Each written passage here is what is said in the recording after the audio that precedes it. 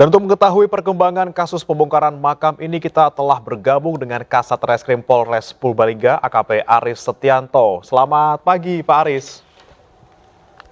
Selamat pagi.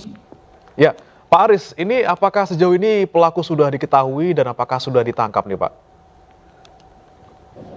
Baik, jadi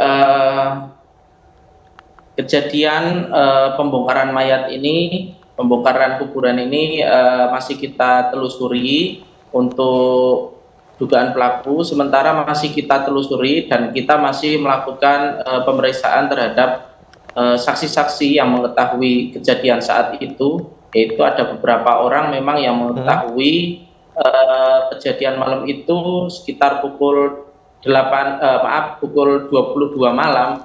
Itu ada yang melihat keadaan makam itu gelap, yang seharusnya lampu itu terang karena menggunakan lampu otomatis.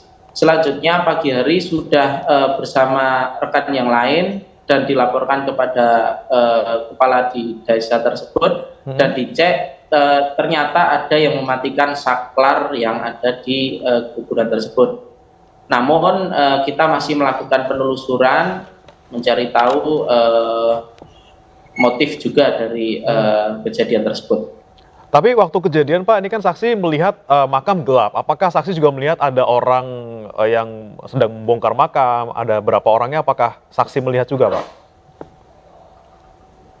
Baik, jadi saat kejadian malam itu saksi hanya melihat keadaan makam tersebut gelap. Jadi untuk melihat orang ataupun siapa yang ada di sekitaran lokasi tidak berani melakukan mengecek ke dalam karena hanya melihat keadaan gelap saja. Demikian, jadi belum ada saksi yang melihat langsung atau melihat orang di sekitaran lokasi. Berarti kronologinya ini ditemukan pertama kali pagi harinya ya Pak ya? Ini katanya dari orang lain yang sedang ziarah makam di makam yang lain, seperti itu Pak?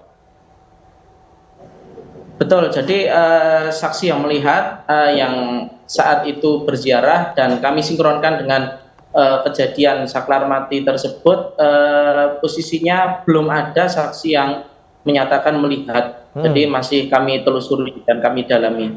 Oke, tapi ketika saksi pertama kali melihat ada makam yang terbongkar, itu apakah kelihatan jenazahnya ataukah hanya ada lubang yang digali di makam itu, dan bagaimana kondisi jenazah waktu itu Pak?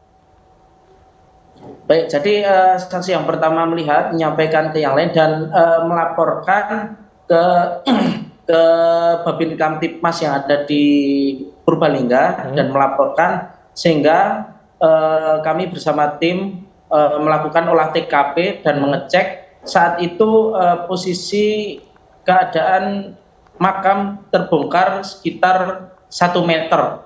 Selanjutnya kita melakukan olah TKP lagi, kita cek lagi, ternyata masih ada sekitar 1 meter lagi setelah kita cek, dan keadaan mayat masih utuh atau jenazah masih utuh dengan keadaan penutup yang dari bambu tersebut masih utuh, belum terbongkar sama sekali. Oh, jadi jenazahnya juga tidak dibuka tali pocongnya, tidak dibuka kain kafannya gitu ya Pak ya?